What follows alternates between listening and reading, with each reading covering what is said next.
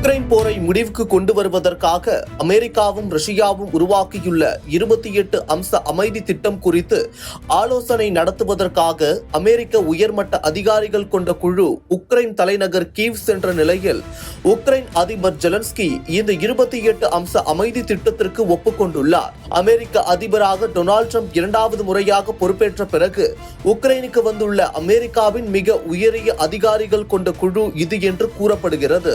இத்திட்டத்தின் முக்கிய அம்சங்களாக உக்ரைனின் கூடுதல் பிரதேசங்களை ரஷ்யாவிடம் ஒப்படைக்க வேண்டும் மற்றும் அதன் ஆயுத படைகளை குறைக்க வேண்டும், பல வகை ஆயுதங்களை அந்நாடு கைவிட வேண்டும், நேட்டோவில் இணையாத நடுநிலை நாடாக உக்ரைன் தன்னை அறிவித்துக் கொள்ள வேண்டும் போன்ற நிபந்தனைகள் இந்த 28 அம்ச அமைதி திட்டத்தில் குறிப்பிடப்பட்டுள்ளது. உக்ரைனுடனான போரை முடிவுக்கு கொண்டுவர அமெரிக்கா மற்றும் ரஷ்ய நாடுகள் இணைந்து இந்த 28 அம்ச அமைதி திட்டத்தை தயாரித்தது என்பது குறிப்பிடத்தக்கது. அமெரிக்க அதிபர் ட்ரம்ப் உக்ரைன் மீதான ரஷ்யா போரை முடிவுக்கு கொண்டுவர பல்வேறு நடவடிக்கைகளை மேற்கொண்டார். ஆனால் பெரும்பாலான அதிரடி நடவடிக்கைகள், பேச்சுவார்த்தைகள் உடன்பாடு எட்டப்படாததை அடுத்து ரஷ்யாவுடனே இணைந்து 28 அம்ச அமைதி திட்டத்தை உருவாக்கியுள்ளார். 28 அம்ச அமைதி திட்டத்தின் முக்கிய அம்சங்கள் என்னவென்றால், உலகளாவிய புவிசார் பதற்றங்களை குறைக்கவும் பொருளாதாரத்தை வளர்க்கவும் போன்ற முக்கிய காரணத்தால் அமெரிக்காவின் மத்தியஸ்தத்துடன் ரஷ்யாவிற்கும் நேட்டோவிற்கும் இடையே பேச்சுவார்த்தை நடத்தப்படும். உக்ரைன் தனது ஆயுத படைகளின் எண்ணிக்கை 6 லட்சம் வீரர்களாக குறைக்க வேண்டும். தற்போது உக்ரைனின் ராணுவத்தில் 8 லட்சத்தில் இருந்து 8,50,000 வீரர்கள் உள்ளது குறிப்பிடத்தக்கது. உக்ரைன் நேட்டோவில் சேராது என்று அந்நாட்டின் அரசியல் அமைப்பில் குறிப்பிட வேண்டும் என்றும், நேட்டோவும் எதிர்காலத்தில் உக்ரைனை சேர்க்க அனுமதிக்க கூடாது என்று அதன் சட்டத்தில் ஒரு விதியை கொண்டுவர வேண்டும் என்றும் குறிப்பிடப்பட்டுள்ளது.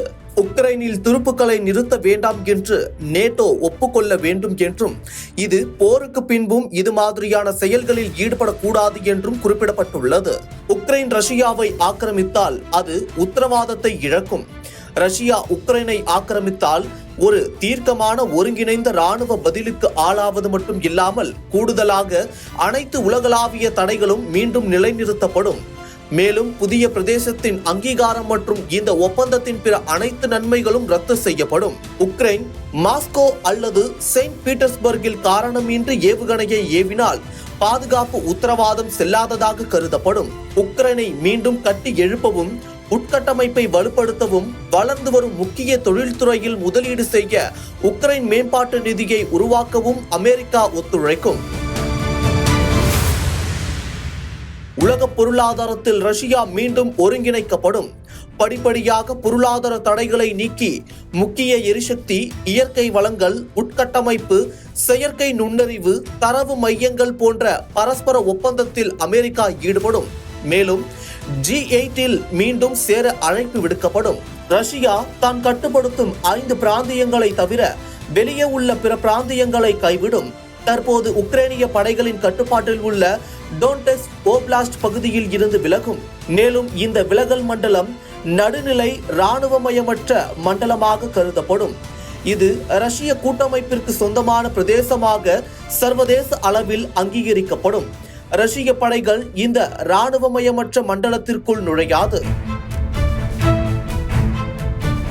மீதமுள்ள அனைத்து கைதிகள் மற்றும் உடல்களையும் பரிமாறிக்கொள்வது, அனைத்து தடுப்பு காவலில் வைக்கப்பட்டுள்ள பொதுமக்கள், பணைய கைதிகளை திருப்பி அனுப்புவது மற்றும் குடும்ப மறு ஒருங்கிணைப்பு திட்டத்தை செயல்படுத்துவது உள்ளிட்ட நிலுவையில் உள்ள பிரச்சனைகளை தீர்க்க ஒரு மனிதாபிமான குழு நிறுவப்படும்.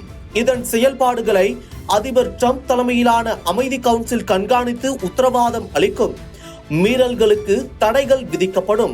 இந்த ஒப்பந்தத்திற்கு அனைத்து தரப்பினரும் ஒப்புக்கொண்டவுடன் ஒப்பந்தத்தை செயல்படுத்த தொடங்க இரு தரப்பினரும் ஒப்புக்கொள்ளப்பட்ட புள்ளிகளுக்கு பின்வாங்கியவுடன் உடனடியாக போர் நிறுத்தம் அமலுக்கு வரும்.